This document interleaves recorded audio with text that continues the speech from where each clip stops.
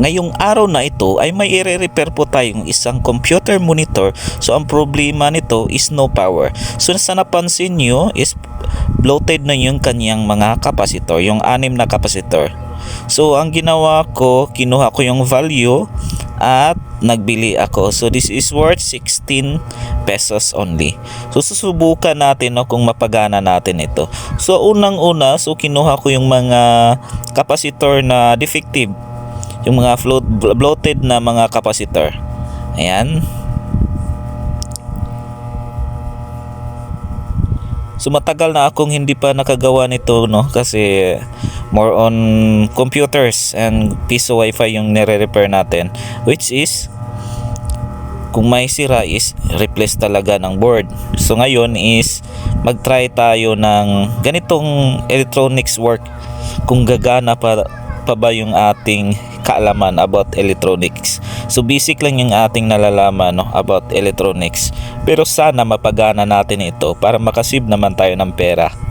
Alright, so tiningnan ko muna yung value ng kapasitor at nilagay ko na yung bagong kapasitor na nabili natin.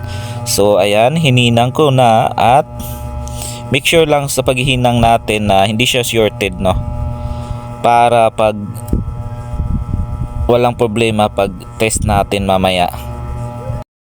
Pagkatapos nating nalagay yung 6 na kapasitor, so test muna natin yung mga diode kung okay pa ba, yung mga malalaking diode at saka yung fuse kung okay pa ba. So far wala na akong ibang nakikita dito. All goods na po tayo dito, guys. So ngayon is ibabalik na natin yung kanyang casing. And then as you observe, saksak na natin. So dapat mag-ilaw itong color green, yung power indicator niya, kasi dati wala talaga yan. Saksak na natin siya. Ayan, as you observe, so umiilaw na siya. Sana may display. Ayan, may display na. So ang sabi niya, no connected cable.